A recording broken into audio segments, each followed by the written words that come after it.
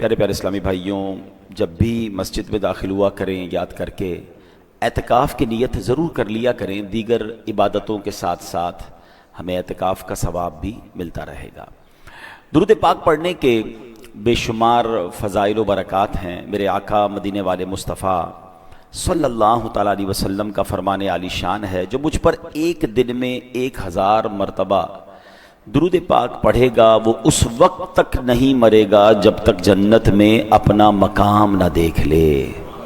سبحان اللہ، 1000 بار درود پڑھنے کا کیا شاندار انعام ہے کہ مرنے سے پہلے ہر مسلمان چاہتا ہے، دعا بھی کرتا ہے اللہ جنت عطا فرما، مگر اس مسلمان پر مہربانی دیکھیں کہ وہ مرنے سے پہلے جنت میں اپنا مقام دیکھ لے گا۔ اللہ کرے کہ ہم کثرت سے درود پاک پڑھنے والوں میں شامل ہو جائیں، محبت کے ساتھ بآواز بلند درود پاک پڑھ لیں۔ صلو علی الحبیب صلی اللہ تعالی علی محمد صلی اللہ علیہ وسلم۔ الحمدللہ عز و جل ہر جمعے کو قرآن مجید فرقان حمید کی ہم کچھ پیاری پیاری آیتیں سنتے ہیں، ان آیتوں کا ترجمہ سنتے ہیں اور اس کی تفسیر جانتے ہیں۔ پہلے بھی میں عرض کر چکا ہوں، دوبارہ ریپیٹ کر دیتا ہوں کہ قرآن پاک میں کچھ آیتیں ایسی ہیں جس میں اللہ کریم نے براہ راست مومنوں سے بات کی ہے، ہم سب سے بات کی ہے۔ کیسے؟ یا ایہا الذین آمنو کہہ کر، اے ایمان والو، او یو بلیورز، اور یہ تقریباً 89 آیتیں ہیں۔ آج انہی میں سے ایک آیت اور اس کے تحت بہت پیاری خوبصورت ایمان افروز باتیں ہم جانیں گے۔ ترتیب کے لحاظ سے قرآن پاک کو اگر آپ شروع سے پڑھیں تو سب سے پہلی آیت اے ایمان والو والی یہ آتی ہے۔ یہ سورہ بقرہ ہے، آیت نمبر ہے 104، اور اللہ ارشاد فرماتا ہے بسم اللہ الرحمن الرحیم، یا ایہا الذین آمنوا لا تقولوا راعنا وقولوا انظرنا واسمعوا وللکافرین عذاب علیم۔ آسان ترجمہ قرآن کنز العرفان، اے ایمان والو راعنا نہ کہو، اور یوں عرض کرو کہ حضور ہم پر نظر رکھیں اور پہلے ہی بغور سنو، اور کافروں کے لیے دردناک عذاب ہے۔ اب ذرا غور کیجئے میرے پیارے اسلامی بھائیو، یہاں اللہ کریم نے اے ایمان والو کہہ کر کتنی پیاری بات ہمیں ارشاد فرمائی، یعنی اپنے محبوب کریم علیہ الصلوۃ والسلام کے دربار کے ذکر پاک کے ہمیں آداب بیان فرمائے۔ گویا قرآن کریم کا ہم ایمان والوں سے اگر ترتیب کے لحاظ سے دیکھیں تو پہلی بات ہم سے کی ہے نا، تو سب سے پہلی بات میں تقاضا کیا ہے، مطالبہ کیا ہے کہ میرے محبوب علیہ السلام کا ادب بجا لاؤ، با ادب بن جاؤ۔ ادب ہو گیا تو سب عبادتیں درست ہو جائیں گی، اور اگر اس ادب میں کمی رہ گئی تو چاہے کتنے ہی روزے، نمازیں، ختم قرآن، پھر کچھ اہمیت نہیں رہ جائے گی۔ سبحان اللہ، نبی پاک کی شان وہ ہے کہ اس میں ایک بے ادبی کا لفظ ہزاروں سال کی بے ریا عبادت کو تباہ و برباد کر سکتا ہے۔ فارسی شاعر لکھتے ہیں نا، ادب گاہیست زیر آسماں از عرش نازک تر، نفس گم گردہ بی آیت جنیدو با یزیدی جا۔ کیا ترجمہ ہے اس کا؟ زمین میں بارگاہ رسالت علیہ الصلوۃ والسلام کا مقام ادب یہ ہے، زمین پر نبی پاک علیہ الصلوۃ والسلام کا مقام ادب ہے جس کا تقدس عرش سے زیادہ ہے۔ حضرت جنید و با یزید جیسے بڑے اولیاء بھی یہاں اونچی سانس نہیں لیتے، یعنی ادب کا مقام یہ ہے۔ اے میرے پیارے اسلامی، قرآن کس طرح ہمیں نبی پاک کی شان بیان کرتا ہے۔ ایک پنجابی شاعر لکھتے ہیں، قرآن وچ اللہ نے فرمایا ہو ضائع عمل جاسن، قرآن وچ اللہ نے فرمایا ہو ضائع عمل جاسن، کوئی اچا نہ دم مارے میرے یار دے بوہے تے۔ یعنی نبی پاک کی بارگاہ میں اگر آواز اونچی ہو گئی، بے ادبی ہو گئی ہیں، اب یہاں غفلت وہ ہے کہ سارے عمل برباد ہو جائیں گے، ساری نمازیں، سارے روزے، ساری عبادت۔ تو اس سے اندازہ ہونا چاہیے کہ نبی پاک کے تعظیم کا کس قدر ہمیں احتیاط کرنی ہے۔ حکم کیسا ہے؟ ایک اور جگہ قرآن میں رب فرماتا ہے لِتُؤْمِنُوا بِاللَّهِ وَرَسُولِهِ وَتُعَزِّرُوهُ وَتُوَقِّرُوهُ وَتُسَبِّحُوهُ بُكْرَةً وَأَصِيلًا۔ ترجمہ کیا ہے؟ اے لوگو، تم اللہ اور اس کے رسول پر ایمان لاؤ اور رسول کی تعظیم و توقیر کرو، اور صبح و شام اللہ کی پاکی بولو۔ اب اس کی ترتیب ذرا سمجھیے گا، اعلیٰ حضرت امام اہل سنت نے کمال اس آیت کی وضاحت کی ہے، ذرا دوبارہ سنیے گا میری، اگر اس بات کو پک کر لیں گے تو بات سمجھ آ جائے گا۔ کیا فرمایا؟ لِتُؤْمِنُوا بِاللَّهِ وَرَسُولِهِ۔ اعلیٰ حضرت کہتے ہیں پہلے اللہ نے آیت کے حصے میں کیا فرمایا؟ ایمان لاؤ، ٹھیک ہے۔ پھر کیا فرمایا؟ وَتُعَزِّرُوهُ وَتُوَقِّرُوهُ، محبوب کی خوب تعظیم و عزت کرو۔ تیسرے نمبر پر کیا فرمایا؟ وَتُسَبِّحُوهُ بُكْرَةً وَأَصِيلًا، صبح و شام اللہ کی پاکی بولو، یعنی عبادت کرو۔ اعلیٰ حضرت کہتے ہیں ذرا ترتیب تو دیکھو نا، پہلے ایمان لانے کا کہا ہے، عبادت کا معاملہ تیسرے نمبر پر ہے، درمیان میں کیا فرمایا؟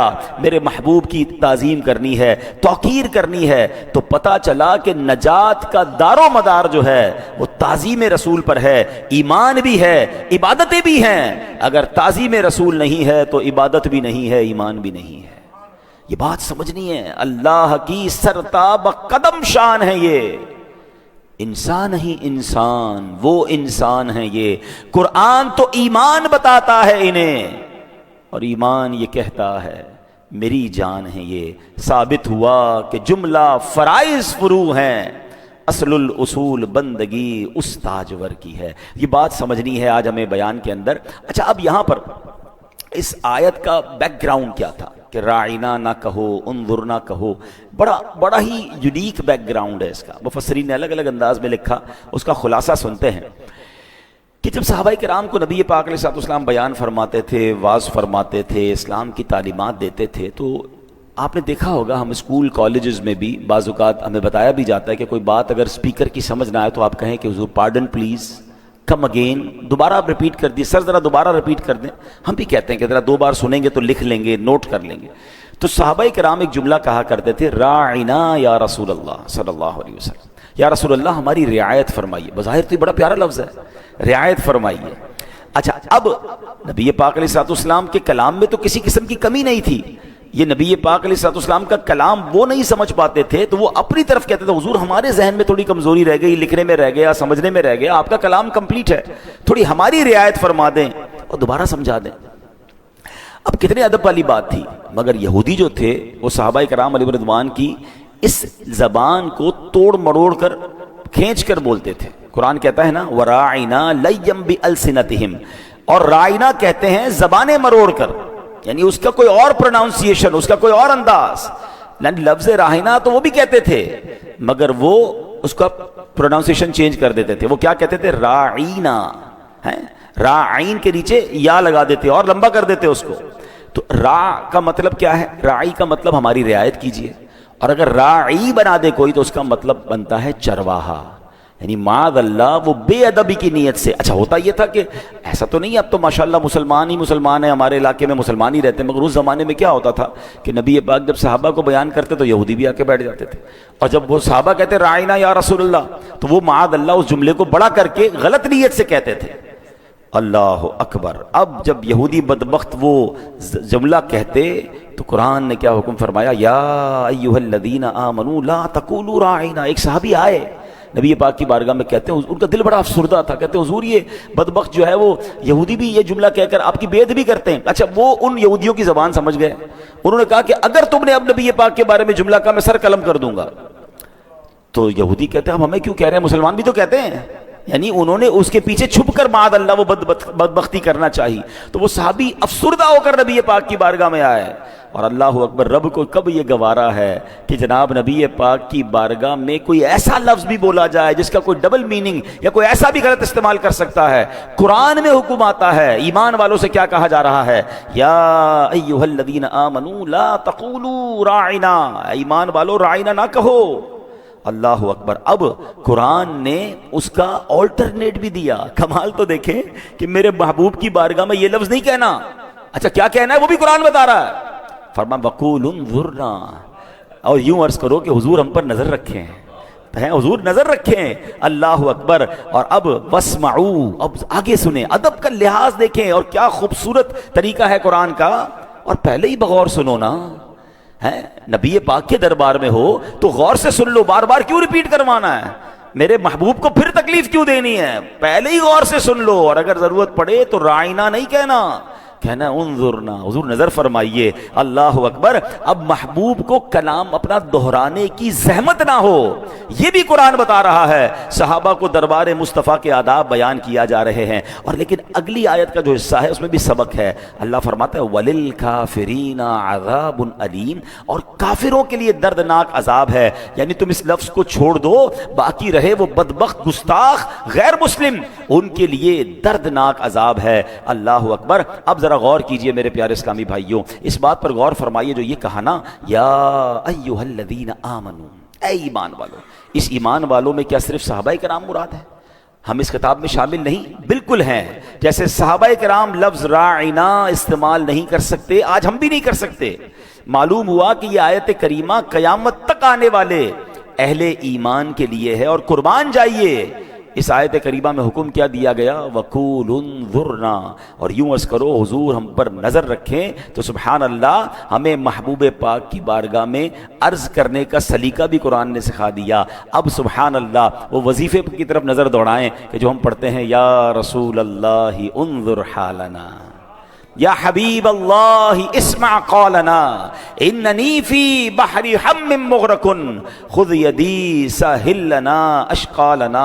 ارے یہ تو قرآن حکم دے رہا ہے کہ محبوب کی بارگاہ میں جب بات کرنی ہے تو انظر نہ کہو، اور اس کا ترجمہ کتنا پیارا ہے، اے اللہ پاک کے محبوب ہمارے حالات پر نظر فرمائیے۔ اے محبوب خدا علیہ الصلوۃ والسلام ہماری عرض سنیے، میں پریشانیوں کے سمندر میں غرق ہوں، میرا گناہوں سے لتھڑا ہاتھ تھام لیجئے اور ہماری مشکلات آسان فرما دیجئے۔ سبحان اللہ۔ تو یہ بات ہمیں سمجھ آ رہی ہے کہ نبی پاک کی بارگاہ میں کتنا ادب ریکوائرڈ ہے، اور پھر مسلمانوں کا یہ برسوں سے طریقہ بھی ہے۔ ایک بڑا ایمان افروز واقعہ کتابوں میں لکھا، حضرت علی بن مصطفیٰ عسقلانی رحمت اللہ تعالیٰ علیہ، اچھا ان کے بارے میں آتا ہے، اور یہ شواہد الحق للنہانی بڑی پیاری کتاب ہے، اس کے اندر یہ واقعہ موجود ہے۔ اور معاملہ یہ تھا کہ کہتے ہیں ایک بار ہم سمندر میں جا رہے تھے، بحری جہاز میں سفر کر رہے تھے، زبردست طوفان آ گیا، اتنا سخت طوفان تھا کہ ہمیں غرق ہونے کا بہت خطرہ ہو گیا۔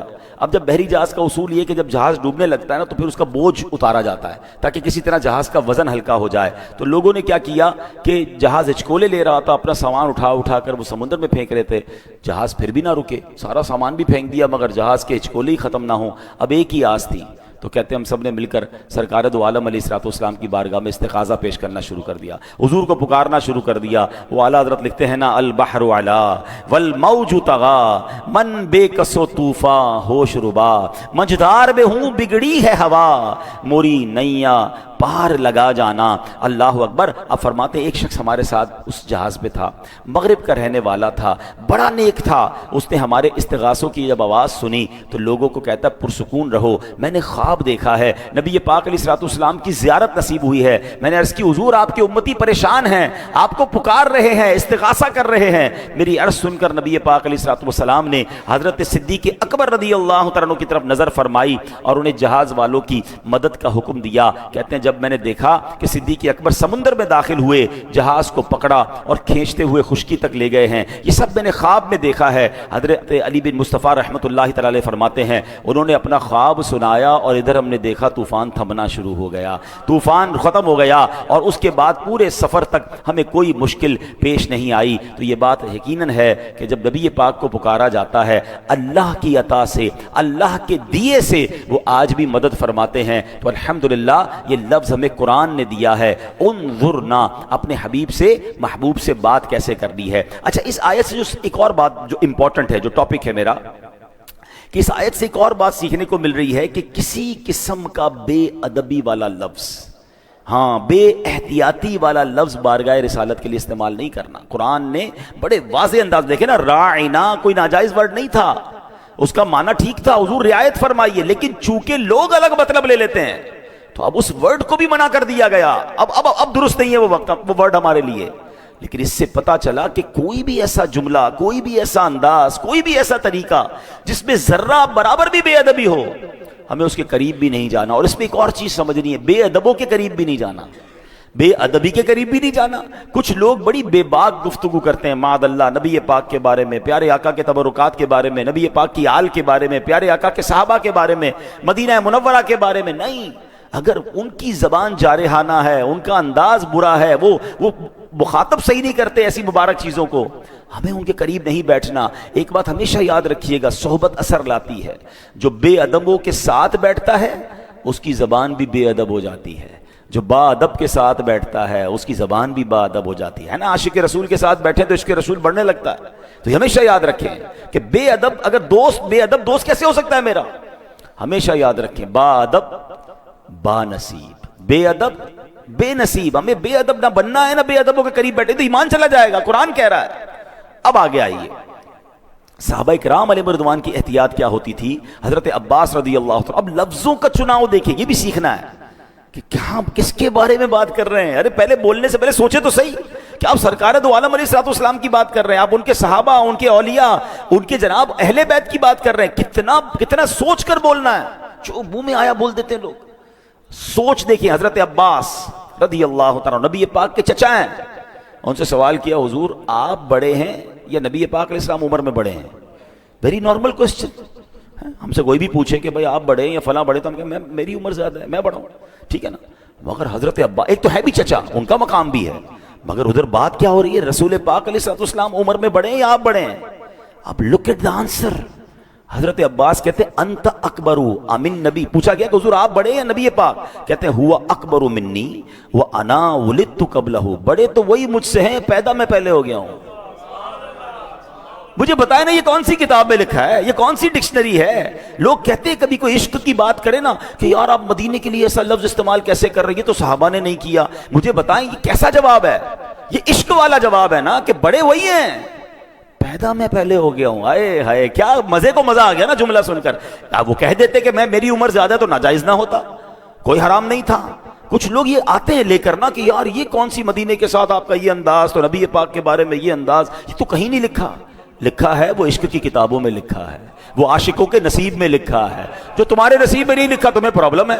دیکھیں ہمیشہ یاد رکھیں، عشق میں، محبت میں، ادب میں آپ ہر چیز کو بک کے حساب سے فالو نہیں کرتے، جس کو جیسا ادب ہے۔ کوئی مدینے میں چپل نہیں پہنتا، وہ اس کا عشق ہے، آپ کیسے کہہ سکتے ہیں کہ تم غلط کر رہے ہو؟ حضرت مالک ساری زندگی مدینے میں رہے، امام مالک کروڑوں مالکیوں کے پیشوا، پوری زندگی مدینے میں چپل نہیں پہنے، تو آپ کہیں گے صحابہ نے نہیں پہنا، صحابہ نے پہنا، امام مالک نے کیوں نہیں پہنا؟ وہ ان کا عشق ہے، وہ ان کا انداز ہے۔ ہم اس کے لیے کسی کو، ہاں جو یہ کہتا ہے کہ مدینے میں چپل پہننے والا بے ادب ہے، یہ بھی غلط ہے۔ نہیں، ہر کسی کا الگ ذوق ہے، ہر کسی کا الگ انداز ہے۔ وہ شاعر کہتا ہے نہ کسی کے رقص پہ طنز کر، نہ کسی کے غم کا مذاق اڑا، جسے چاہے جیسے نواز دیں، یہ مزاج عشق رسول ہے۔ ایک بادشاہ تھا، ایک شخص تھا، بہت بڑی، دیکھیں یہ انداز ہوتے ہیں۔ آپ کو مکے مدینے آپ جاؤ گے نا، اچھا یہاں بھی ملتے ہیں، کوئی نبی پاک کا نام لے رونے لگ جائے گا، کوئی نعت شریف میں رونے لگ جائے گا، کوئی سرکار علیہ الصلوۃ والسلام کا ذکر کرے گا تو تڑپنے لگ جائے گا، کوئی کسی انداز سے، کوئی کسی انداز سے۔ سب کے انداز الگ ہوتے ہیں، اس کو انجوائے کیا کریں، ٹونٹ نہ کیا کریں، طنز نہ کیا کریں، عشق والوں کو تکلیف نہ دیا کرو۔ ایک بادشاہ تھا اور بہت امیر تھا، ظاہر بادشاہ تو بڑا ہی ہوتا ہے۔ وہ ایک بار نبی پاک کی بارگاہ میں گیا تو پھٹے پرانے اور پیون لگے کپڑے پہن کر، کسی نے کہا تم مدینے آئے ہو، یہ کیسے لباس پہنا ہے؟ کہتا ہے حضور کو دکھانے آیا ہوں، حضور میں کیسا تھا اور آپ نے مجھے بادشاہ بنا دیا۔ میں اپنی اوقات یاد رکھ کر نبی پاک کی بارگاہ میں۔ تھوڑے دنوں بعد ایک بادشاہ آیا، اس نے کرو فر والا، جاہو جلال والا لباس، وی آئی پی جو سٹائل ہوتا ہے بادشاہوں کا۔ اب ہم جیسا کوئی آدمی ہو کہ یار تمہیں تو بادشاہ والا لباس پہن کے آنا ہی نہیں چاہیے تھا، تمہیں پتہ نہیں ادب کیا ہے؟ پوچھا کیوں آئے ہو؟ کہتا حضور کو دکھانے آیا ہوں کیا کیا عطا فرما دیا ہے۔ دونوں ٹھیک ہے نا؟ بات آ رہی ہے سمجھ؟ انما الاعمال بالنیات۔ کوئی رو رہا ہے وہ ٹھیک کر رہا ہے، کوئی مسکرا رہا ہے مدینے جاتے وہ بھی ٹھیک ہے، اس کو خوشی ہو رہی ہے۔ ہم کون ہوتے کسی کے دل کو جج کرنے والے؟ ادب کرنا ہے، بے ادبی کا جسٹیفیکیشن نہیں ہے۔ ہاں ادب والوں کو ان کا اپنا اپنا انداز ہے۔ تو حضرت عباس کا یہ جملہ جو ہے نا، یہ رہتی دنیا کے لیے ایک لرننگ ہے کہ حضور عمر میں تو حضور بڑے تو میرے آقا ہی ہیں، پیدا میں پہلے ہو گیا ہوں۔ یہ جملہ سکھا رہا ہے کہ سرکار دو عالم علیہ الصلوۃ والسلام کی بارگاہ میں، مکہ مدینے کے بارے میں، ان کی آل کے، ان سے نسبت رکھنے والی ہر چیز کے بارے میں جب بھی کلام کرنا ہوگا تو 100 بار سوچ کر کے کہاں بات، کیونکہ یہ وہ جگہ ہے جہاں ذرا سی بے ادبی اعمال برباد کر دے گی۔ اللہ اکبر۔ اسی طرح میرے پیارے اسلامی بھائیوں، اب نبی پاک علیہ السلام سے صحابہ پتہ ہے کیسے بات سٹارٹ کرتے تھے؟ What is the way to start talking? Start کیسے ہوتی تھی پتہ ہے؟ فدا کا امی و ابی یا رسول اللہ، حضور ہمارے ماں باپ آپ پر قربان۔ بات شروع کرنے سے پہلے یہ انداز تھا صحابہ کرام کا کہ حضور ہمارے ماں باپ آپ پر. پھر بات آگے سٹارٹ ہوتی تھی. چلے میں لگے ہاتھوں ایک مشورہ بھی دے دیتا ہوں, اللہ مجھے اخلاص عطا فرمائے. اب کبھی مدینے جائیں نا, اللہ بار بار آپ کو مکہ مدینے کی حاضری عطا فرمائے. ظاہر ہے جب جاتے ہیں تو بارگاہ رسالت میں سلام بھی کرتے ہیں, کچھ باتیں بھی بتاتے ہیں, کچھ دل کے حالات بھی بتاتے ہیں, کچھ عرضی بھی کرتے ہیں نا. مدینے جائیں تو نبی پاک سے عرض کرنے سے پہلے یہ کہا کریں, فدا کا امی و ابی یا رسول اللہ, حضور میرے ماں باپ آپ پر قربان. پھر بات شروع کیا کریں. آئے ہائے, اور حضور سے یہ کہا کریں, حضور میں تو نکما ہوں, آپ کے صحابہ کا انداز اپنا رہا ہوں, یہی مدینہ تھا, یہی صحابہ تھے, آپ سے بات شروع کرنے سے پہلے ایسے ہی کہا کرتے تھے. میں نکما آیا تو بڑے دور سے ہوں, دنیا میں بھی 1400 سال بعد آیا ہوں, آپ کا زمانہ نہیں دیکھا حضور, مگر آپ کے پیاروں کی ادا کر کے, آپ کے پیاروں کا انداز اختیار کر کے آپ سے عرض کر رہا ہوں, فدا کا امی و ابی یا رسول اللہ. کیا معلوم نگاہ رسالت ہماری طرف توجہ اٹھ جائے, ہمارا بیڑا پار ہو جائے گا. تو یہ بڑے کرم کے ہیں فیصلے, یہ بڑے نصیب کی بات ہے. ابھی بھی ہو سکتا ہے کچھ لوگوں کو یہ باتیں نہ سمجھ آ رہی ہوں, لائیو بھی جا رہا ہے بیان, بعد میں بھی ویڈیو کمنٹس بھی کریں گے کہ پتہ نہیں یہ کیا جناب دین کو مشکل بنا دیا ہے. ارے مجھے بتاؤ, صحابہ کی بات مانوں یا تمہاری بات مانوں؟ جن صحابہ نے میرے آقا کے ساتھ وقت گزارا ہے, میں ان کا انداز دیکھوں یا میں آپ لوگوں کی باتیں سنوں؟ آپ کو اچھا نہیں لگتا, یہ آپ کا پرابلم ہے, ہم عشق کے بندے ہیں, کیوں بات بڑھائی ہے. ہاں, جب نبی پاک سے محبت کی ہے تو کی ہے, زمانے کو برا لگتا ہے تو لگ جائے. فدا کا امی و ابی یا رسول اللہ, ہمارے ماں باپ رسول پاک پر قربان.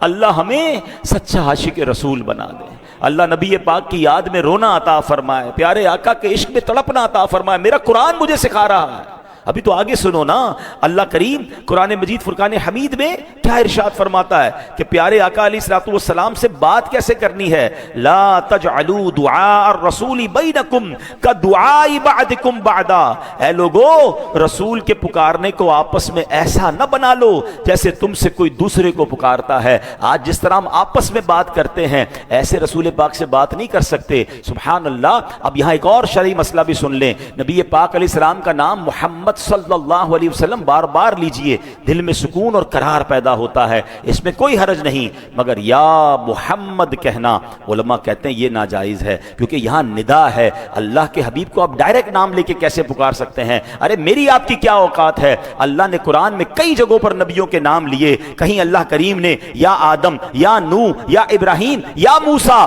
یا عیسیٰ کہہ کر بات کی ہے. مگر قرآن شروع کیجئے الحمد شریف سے لے کر والناس تک, ایک جگہ پہ آپ یا محمد نہیں دیکھیں گے. اللہ نے جب اپنے حبیب سے بات کی ہے تو کیسے پکارا ہے, یا ایھا المدثر, یا ایھا المزمل. کبھی طٰہٰ کہا ہے, کبھی یاسین کہا ہے. ارے جب رب اپنے حبیب کو کس پیارے انداز میں پکار رہا ہے تو پھر میں اور آپ کون ہوتے ہیں؟ یا رسول اللہ کہیے, یا حبیب اللہ کہیے, یا نور اللہ کہیے, رحمت للعالمین کہہ کے پکاریے. میری اور آپ کی اوقات ہے. دیکھیں یہ بات ان لوگوں کو سمجھ آئے گی جن کے گھروں میں یہ تعظیم دی جاتی ہے کہ والد کا نام نہیں لینا ہے, ابو کا نام لیتے, باپ نام لے کے پکارتے ہیں. اب بتاتے ضرور ہیں آپ کے ابو کا نام کیا ہے, میں بتاتا ہوں یعقوب ہے, لیکن ابو سامنے ہو تو کہ اے یعقوب کہہ کے بات کروں گا؟ نہیں, ابو جی, سمپل. جب اپنے والد جو باادب خاندان ہے, اب تو معاذ اللہ چل پڑا, لیکن جو آج بھی خاندانی لوگ ہیں, نہ بیوی اپنے شوہر کو نام لے کے پکارتی ہے, نہ بیٹا بچے اپنے باپ کا نام لے کر پکارتے ہیں. یہی ادب سکھایا گیا. تو جس پر ماں باپ قربان ہیں, جس پر میرا سب کچھ قربان ہے, میں ان کو نام لے کر کیسے پکار سکتا ہوں؟ قرآن کی تعلیم یہ ہے. اب دیکھیں ادب کا مقام کیا ہے. تو سرکار قرآن کہتا ہے ایسے مت پکارو جیسے تم آپس میں ایک دوسرے کو پکارتے ہو. اچھا یہاں ایک اور بات سمجھنے والی ہے. آداب کس کے بیان ہو رہے ہیں؟ نبی پاک علیہ السلام کے. اور بیان کون کر رہا ہے؟ رب فرما رہا ہے. اب مقام دیکھیں, مجھ سے بات کیسے کرنی ہے, مجھ سے ملنا کیسے ہے, منسٹر سے کیسے ملنا ہے, صدر سے کیسے ملنا ہے, وہ یا اس کے سیکرٹری بیان کرتے ہیں کہ جناب ہمارے دفتر کا ڈریس کوڈ یہ ہے, ہمارے دفتر کا انداز یہ ہے, آپ کو آنے جانے کے لیے یہ ٹائم ٹیبل ملے گا, آپ نے اتنی دیر کی میٹنگ کرنی ہے. کون بیان کرتا ہے؟ یا وہ صدر بیان کرے گا یا اس کے ماتحت بیان کریں گے. میرے آقا کی شان دیکھو کہ دربار رسالت کے آداب قرآن میں رب بیان فرما رہا ہے. میرے محبوب سے بات کیسے کرنی ہے, میرے محبوب کو پکارنا کیسے ہے. اللہ اکبر. بلکہ ایک اور جگہ فرمایا بات کرتے وقت آواز بھی اونچی نہیں کرنی ہے. کتنے آداب. اللہ کہتا ہے یا ایھا الذین آمنوا لا ترفعوا اصواتکم فوق صوت النبی ولا تجہروا لہ بالقول. اے ایمان والو اپنی آوازیں نبی کی آواز پر اونچی نہ کرو اور ان کے حضور زیادہ بلند آواز سے کوئی بات نہ کرو. آگے کیا فرمایا؟ تمہارے اعمال اکارت ہو جائیں گے، تمہیں پتہ بھی نہیں چلے گا. قرآن پاک کی اگلے آیت کے حصے کا جو مفہوم ہے، اس سے پتہ کیا چل رہا ہے؟ اب نبی پاک کے زمانے میں بھی، اور علماء کہتے ہیں یہ آج کے لیے بھی درس ہے. اور صحابہ کرام نے جب یہ آیت سنی نا تو حضرت ابو بکر صدیق عرض کرتے ہیں یا رسول اللہ، اللہ کی قسم آئندہ میں آپ سے سرگوشی کی زبان میں بات کیا کروں گا. حضرت عمر تو اتنا آہستہ بولتے تھے کہ بار بار نبی پاک کو بعض اوقات کہنا پڑتا اے عمر دوبارہ بولو. ڈر لگ گیا صحابہ کو ہمارے اعمال ہی برباد نہ ہو جائیں. دربار رسالت میں اپنی آوازوں کو اونچا نہیں کرنا.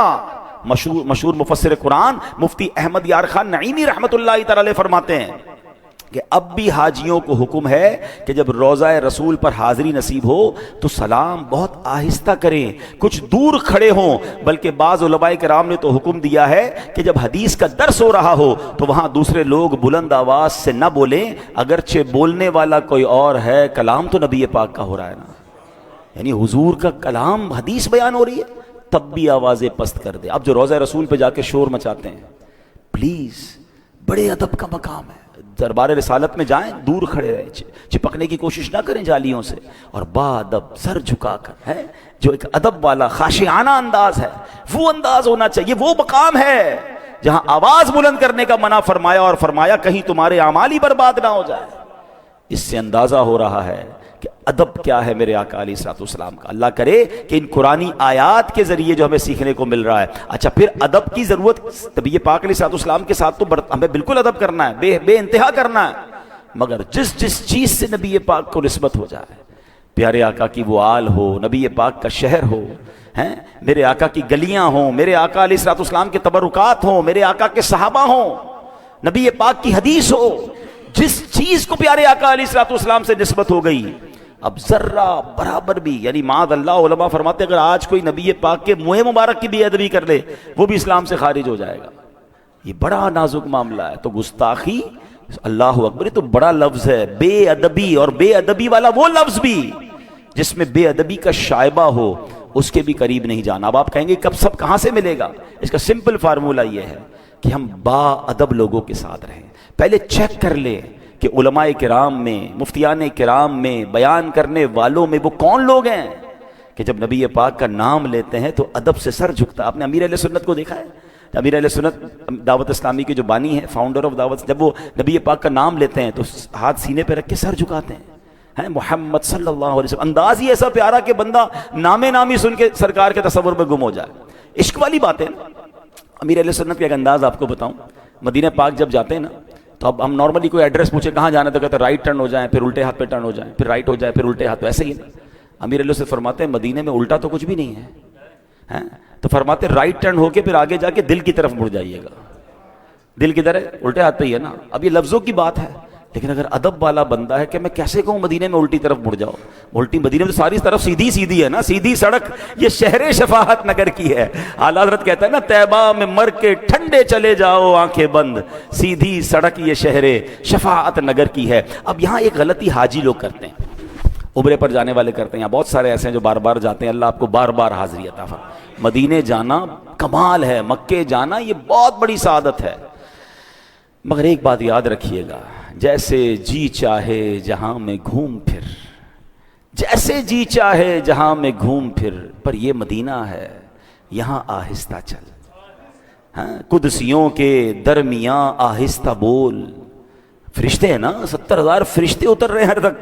آپ ہر وقت فرشتوں کے درمیان ہوتے ہیں. جب آپ مکے میں ہوتے ہیں کعبے کے سامنے مستجاب دیوار وہ ہے جہاں 70,000 فرشتے دعا کی آمین کے لیے موجود ہیں. نبی پاک کا روضہ وہ ہے جہاں صبح 70,000 شام 70,000 فرشتے حاضری دے رہے ہیں سلام کے لیے. It means whenever you are in Mecca in Medina آپ فرشتوں کے درمیان چل رہے ہوتے ہیں، آپ فرشتوں کے ساتھ ہیں.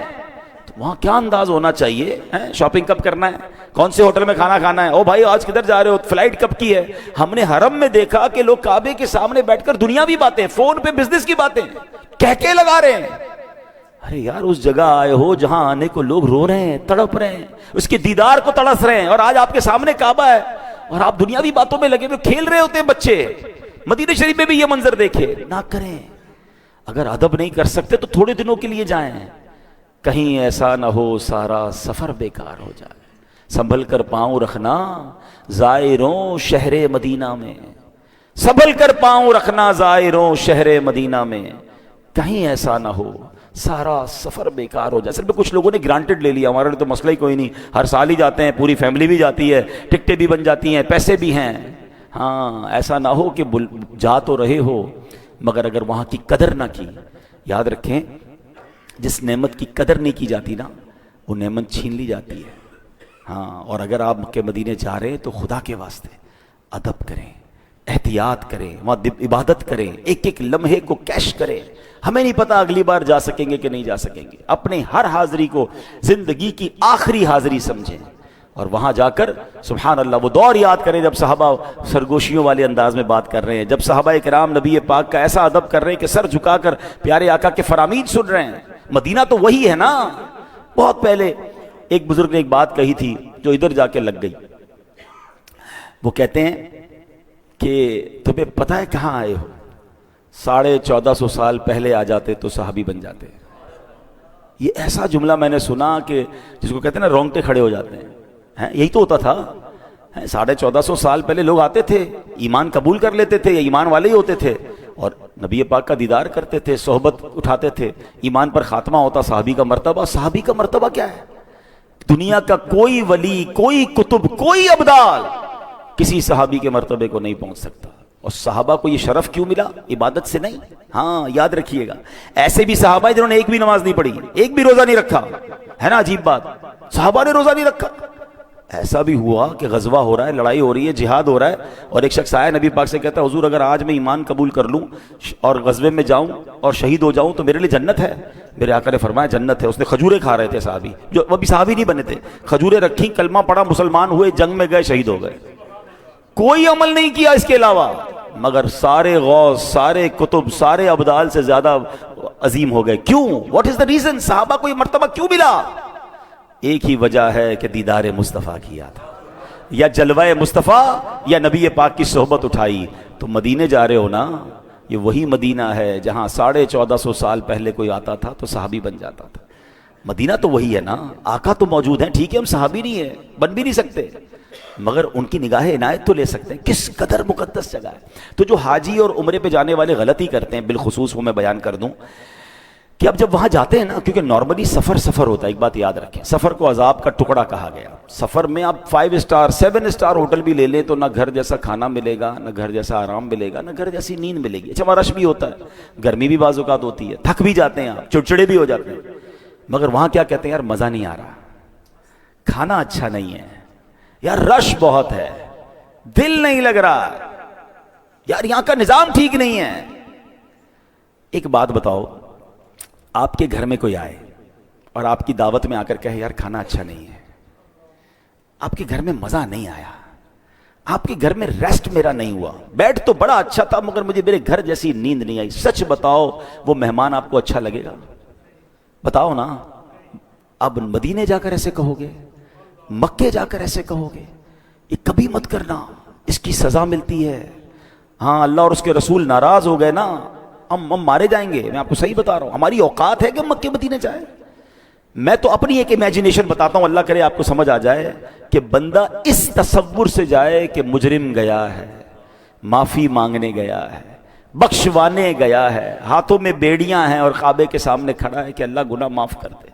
सरकार की बारगाह में इसलिए गया हूं कि हुजूर शफाअत कीजिएगा, आपने फरमाया जिसने मेरे रोजे की जियारत की उस पर मेरी शफाअत वाजिब हो गई। हुजूर भिखारी आया है। अब मुझे एक बात का जवाब दीजिए, क्या कैदी के नखरे होते हैं? मुजरिम के नखरे होते हैं? कभी जेल में जाकर वो कहता है जज साहब जेल का खाना अच्छा नहीं और जनाब मुझे सहूलतें नहीं मिल रही? वो तो एक ही तमन्ना होती है उसकी, जज माफ कर दे, रिहाई मिल जाए। मक्के मदीने जाकर शिकवे करेंगे, मक्के मदीने जाकर क्या मालूम ये बेअदबी हमें मरवा दे। रास्ते रुक जाते हैं लोगों के मक्के मदीने जाने के। है मेरे प्यारे इस्लामी भाई, प्लीज आज के बयान में एक बात याद कर ले, चाहे वो शहर मुस्तफ़ा हो, चाहे वो शहर विलादत मुस्तफ़ा मक्का हो, चाहे वो नबी पाक के तबर्रुकात हो, चाहे वो नबी पाक की आल हो, चाहे वो मेरे आका की हदीसें हो, चाहे वो नबी पाक अलैहिस्सलातु वस्सलाम की हयात तैयबा हो, किसी मामले में बात करनी है, अव्वल तो बात ही ना करो अगर बोलना नहीं आता। कुछ लोग कहते हैं मुझे बोलना नहीं आता, तो ना करो ना बात। और अगर बोलना है تو 100 بار سوچ کر بولنا ہے، با ادب بولنا ہے۔ اللہ پاک مجھے اور آپ کو با ادب بنا دے، سچا عاشق رسول بنا دے۔ اور یہ ادب کہاں سے ملے گا؟ یہ ادب والوں کی صحبت میں ملے گا۔ تو عاشقان رسول علماء کو سنیں، عاشقان رسول علماء کی صحبت میں بیٹھیں، ان کے بیانات سنیں، ان کی باتیں سنیں گے تو انشاءاللہ آپ کی زبان پر بھی ادب والے، پیار والے، محبت والے، عشق والے جملے آ جائیں گے۔ اللہ کریم ہمیں سرکار علیہ الصلوۃ والسلام سے والہانہ اور سچی محبت عطا فرمائے۔ اعلیٰ حضرت امام اہل سنت کے شعر پر اپنے بیان کو ختم کرتا ہوں کہ جان ہے عشق مصطفیٰ روز فزوں کرے خدا، جان ہے عشق مصطفیٰ روز فزوں کرے خدا، جس کو ہو درد کا مزہ ناز دوا اٹھائے کیوں۔ اب یہ بات بڑی گہری ہے، ٹائم نہیں ہے، چلے ایک جملے میں اشارہ دے دیتا ہوں، عقل مند اس جملے کی، اس شعر کی خوبصورتی پکڑ لیں گے کہ درد میں مزہ نہیں ہوتا۔ ہاں، جب مزہ ہو تو درد نہیں ہوتا، درد ہو تو مزہ نہیں ہوتا، ایسا ہی ہے نا۔ مگر اعلیٰ حضرت کہتے ہیں جس کو ہو درد کا مزہ، کیونکہ عشق رسول جب جس کو ہوتا ہے نا درد اس کو بھی ہوتا ہے۔ ہاں، پیارے آقا کی یاد تڑپاتی ہے، مدینے کی یاد رلاتی ہے، درد ہے، مگر اللہ کی قسم اس درد میں مزہ بڑا ہے۔ یہ ایسا درد ہے کہ جس کی دوا نہیں چاہیے۔ درد ہو تو دوا لیتا ہے نا بندہ، دعا کرو یار یہ درد ختم ہو جائے، دوائی دے دو ڈاکٹر صاحب درد ختم کرو، نہیں، یہ درد بڑھنا چاہیے۔ جس کو ہو درد کا مزہ ناز دوا اٹھائے کیوں۔ اللہ کریم عمل کی توفیق۔ ویڈیو دیکھنے کا شکریہ۔ اگر آپ چینل پر نئے ہیں تو سبسکرائب کر لیں اور ساتھ ہی ساتھ بیل آئیکن پر بھی کلک کر دیں تاکہ یوٹیوب ہماری ہر ویڈیو کا نوٹیفیکیشن سب سے پہلے آپ کو بھیج دے۔ جزاک اللہ۔